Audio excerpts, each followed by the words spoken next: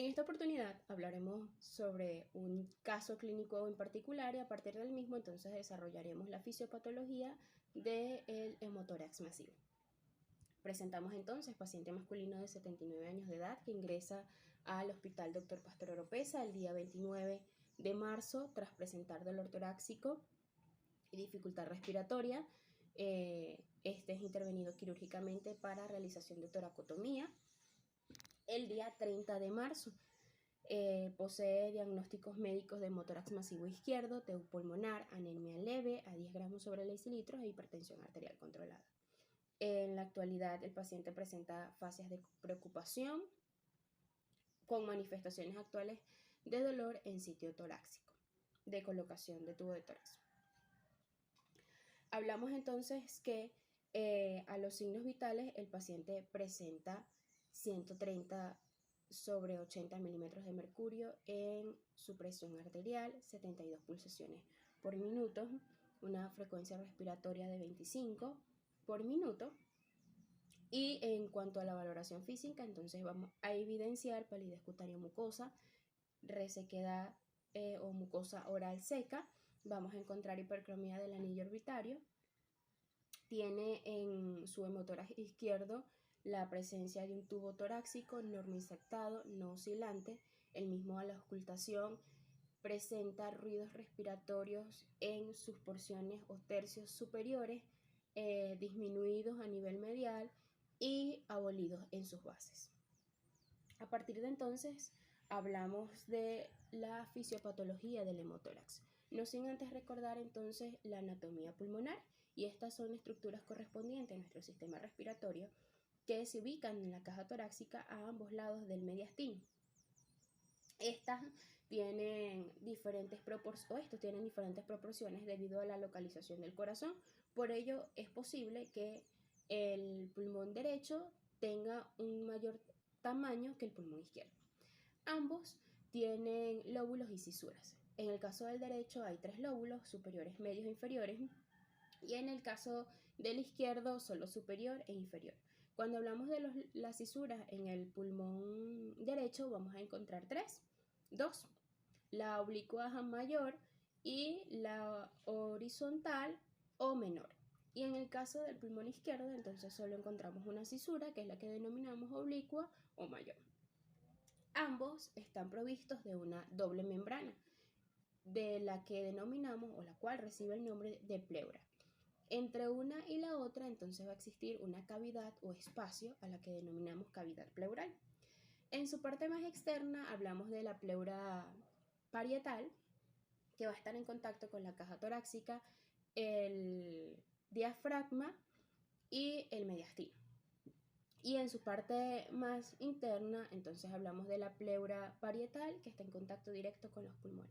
La irrigación de estos corresponde a las arterias bronquiales y las pulmonares, que van a estar encargadas de llevar la sangre para su respectiva oxigenación. Es entonces cuando podemos mencionar o abordar el hemotórax. Este es definido como la acumulación de sangre dentro de la cavidad pleural. Si revisamos la revista de cirugía de Santiago de Chile en su tomo o volumen 72, nos refiere que un hemotórax masivo es considerado solo cuando esta cantidad de sangre que llega a la cavidad pleural sobrepasa aproximadamente los 1500 ml de sangre. De acuerdo a su etiología, entonces hablamos que del 20 al 30% de estos traumatismos torácicos resultan o originan un hemotórax. Y apenas el 7 o el 9% de estos traumatismos penetrantes entonces me pueden generar un hemotórax tardío. De acuerdo a esta etiología podemos clasificar a esta patología de origen traumáticos, no traumáticos o espontáneos y iatrogénicos. En el caso del origen traumático hablamos que la lesión llega la sangre llega a esta cavidad pleural por una lesión de la pared torácica, las estructuras mediastínicas, lesiones en los vasos sanguíneos, lesión en el diafragma y lesión en el parénquima pulmonar. Dado a estos eventos, entonces los más comunes vamos a encontrar caídas de altura, lesiones por mecánica de aplastamiento de la región o la caja torácica y heridas penetrantes por arma de fuego o arma blanca a nivel del tórax. Las iatrogénicas pues son aquellas cuyo origen hemorrágico en cavidad pleural se debe a punciones, biopsias pleurales, donde la causa más común es la inserción percutánea de un catéter de vía central.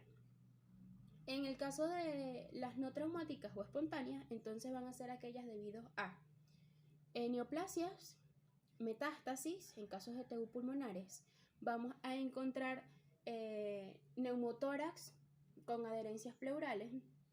Podemos también encontrar una de las causas de esta es desórdenes de coagulación en los casos de trombocitopenia y anormalidades congénitas de los vasos pleuropulmonares. Hablamos entonces ahora de la sintomatología de lo que sería el hemotórax. Los pacientes con hemotórax van a presentar disnea o dificultad para respirar, vamos a encontrar palidez de la piel, sudoración, vamos a encontrar un paciente frío, con dolor torácico, con presencia de taquipnea, taquicardia y disminución a la auscultación o ausencia de estos ruidos respiratorios en el lado pulmonar afectado. Así pues, entonces es importante que hablemos de los diagnósticos y de ellos abordamos lo que sería el examen físico, los rayos X de tórax, también la punción de líquido pleural. Entonces, en el examen físico vamos a encontrar hallazgos predominantes que pueden dar signos positivos a hemotórax. Estos entonces van a ser la desviación mediastínica contralateral, vamos a encontrar las venas del cuello dilatadas de nuestro paciente y vamos a encontrar a la percusión sonidos mates o submates en el lado que está de acúmulo, en la zona de acúmulo de sangre en el pulmón, así como a la auscultación, ruidos disminuidos o ausentes. Cuando hablamos de rayos X de tórax, entonces podemos tener un grado de clasificación. Este grado va en un primer grado cuando el acúmulo de sangre está por debajo del cuarto arco costal anterior. En segundo grado, cuando el acúmulo de sangre está entre el cuarto y el segundo arco costal anterior. Y el tercer grado, cuando el nivel de sangre está a partir o encima del segundo arco costal anterior. Así pues, como se los mencioné anteriormente, el grado del hemotórax, para considerarlo masivo, lo medimos también por la cantidad de mililitros de sangre en cavidad pleural. Entonces, si consideramos un hemotórax leve, menor a 300 cc, moderado de 300 a 1500 y a partir del 1500 entonces consideramos un hemotórax masivo. Cuando hablamos de punción de líquido pleural, nos permite se utiliza como empleo diagnóstico, herramienta de diagnóstico, porque nos permite medir o cuantificar el porcentaje de hematocrito a través de la toracocentesis en cavidad pleural, y recordemos que la literatura nos dice que estamos en presencia de hemotórax cuando hay un 50% del hematocrito sanguíneo en cavidad pleural o mayor al 50%, ¿ok? Hablamos entonces de los tratamientos. Dentro de los tratamientos, entonces, en el caso específico del hemotórax masivo, su abordaje de primera mano es intervención quirúrgica por colocación de tubos de tórax en toracotomía. Y, por supuesto, la farmacoterapia, que en este caso hablamos de la antibiótico-terapia para prevención o profilaxis de infecciones como el empiema, que por supuesto es una de las complicaciones del hemotórax y más adelante lo hablaremos. Dentro del tratamiento, entonces hablamos de la toracotomía. ¿Qué es la toracotomía? Es un procedimiento mínimo invasivo en donde se inserta un tubo de tórax a nivel del quinto espacio intercostal con línea axilar media. Y este tubo de tórax, una vez insertado en esta cavidad, me va a permitir drenar la cantidad de sangre existente en esta cavidad pleural. Es importante que una vez establecido la comunicación entre esta cavidad y el exterior para lograr su drenaje por la toracotomía, hablemos de los drenajes. A nivel general, tenemos drenajes pasivos y activos. Los pasivos, entonces, utilizan la gravedad para lograr su fin de drenar. Los activos utilizan presiones altas y bajas para poder drenar líquidos o aire, ¿no? Hablamos de los drenajes pleurales más usados, o de los que en esta oportunidad les voy a mencionar. En el primer caso, el Pleurovac, que nos permite evacuar líquido y aire o ambas de la cavidad pleural. Este tiene una columna de agua que me va a permitir el control de la aspiración y debe estar provista de 2 centímetros de agua. Tiene un sello con agua o de agua que me permite monitorizar la salida del aire del tórax al exterior, pero no la entrada de aire del exterior al tórax. Este está provisto de 2 centímetros igual de agua y en él vigilamos lo que es el burbujeo y las fluctuaciones.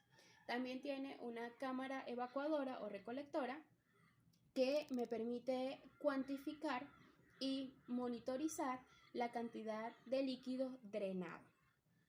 Esta es importante porque nos permite mantener un control de pérdidas en cuanto al balance hídrico de nuestro paciente. Y hablamos así pues del Hemovac, cuyo fin funciona a partir de presión negativa.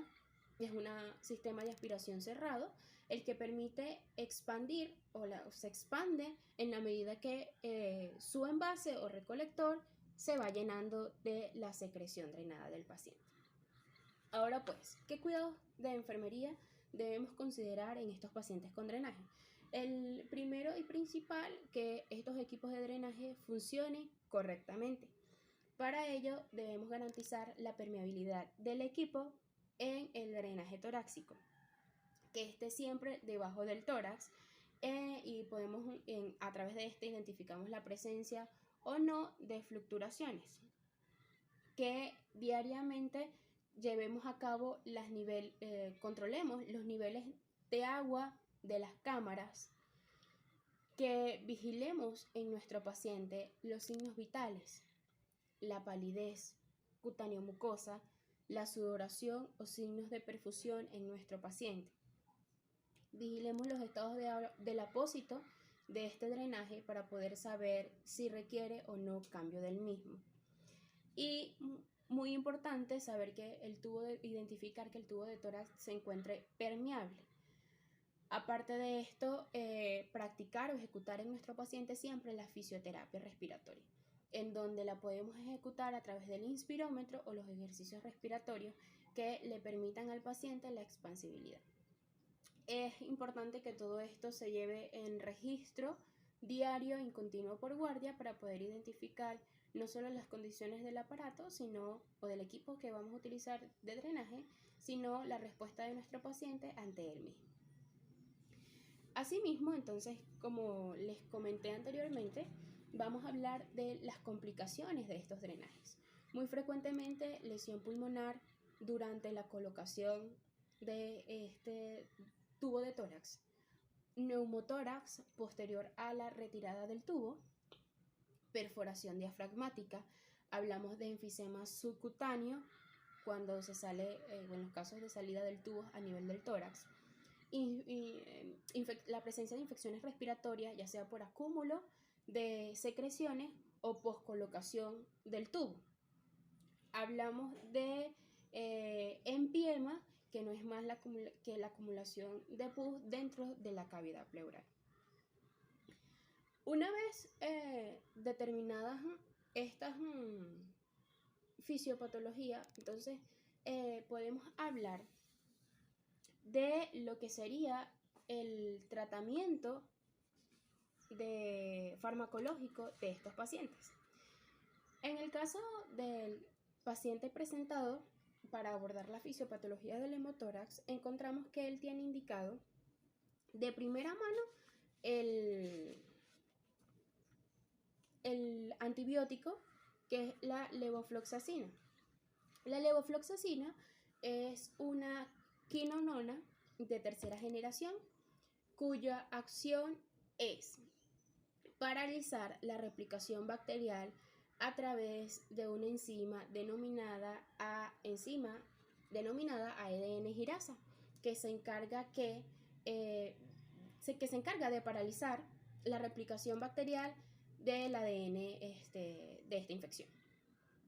Entonces, hablamos así de lo que sería el omeprazol, que no es más, la levofloxacina viene en presentación de 1 gramo y es un polvo liofilizado para su administración endovenosa. El paciente la tiene indicada cada 12 horas. El omeprazol, que es un bloqueador de las bombas de protones, él también viene en presentación de polvo liofilizado en 40 miligramos en el caso de nuestro paciente. Él inhibe la secreción del ácido gástrico por inhibición de la bomba de protones en la superficie secretora de la célula parietal. Tiene analgésicos, en este caso el ketoprofeno y la dipirona. El ketoprofeno como un antiinflamatorio no esteroideo, él viene en presentación de 100 miligramos en 2 ml para su administración endovenosa por ampolla. Este inhibe la síntesis de prostaglandina, en consecuencia inhibe la enzima ciclooxigenasa. Asimismo tenemos la dipirona. La dipirona es una pirazolona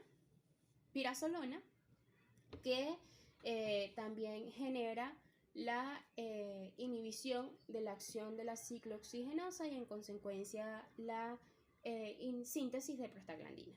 Hablamos que este metamizol tiene propiedades antiinflamatorias y espasmolíticas. La furosemida es un diurético de asa que inhibe la secreción de cloruro de sodio a nivel de la rama ascendente del asa de Henle. En base a esto estudiado hasta este punto, entonces, dentro de los diagnósticos de enfermería que vamos a encontrar o partiendo del caso clínico narrado, entonces, deterioro de la integridad cutánea, que va a estar relacionada con el hemotórax masivo que está presentando el paciente y es evidenciado por la inserción de tubo torácico en su hemitórax izquierdo. Vamos a tener dolor agudo relacionado con la toracotomía, evidenciado por las fases de dolor y la conducta de protección y defensa. Hablamos de un patrón respiratorio ineficaz relacionado a dolor y evidenciado por disnea con una frecuencia respiratoria de 25 respiraciones por minuto. Hablamos de ansiedad relacionada por su proceso fisiopatológico y evidenciado por la inquietud y la verbalización de preocupación creciente que está manifestando nuestro paciente. De deterioro del patrón del sueño, esto está relacionado con el malestar físico prolongado presentado por él y evidenciado en la hipercromía del anillo orbitario, fases cansadas y referencias verbales de insatisfacción en lo que es el sueño. Hablamos de riesgos de infección relacionados con los procedimientos terapéuticos invasivos, en este caso la toracotomía. En base a esta lista de diagnósticos, pues entonces abordamos el diagnóstico de dolor agudo relacionado con lo que sería la toracotomía y evidenciado por fases de dolor, conducta de protección y defensa.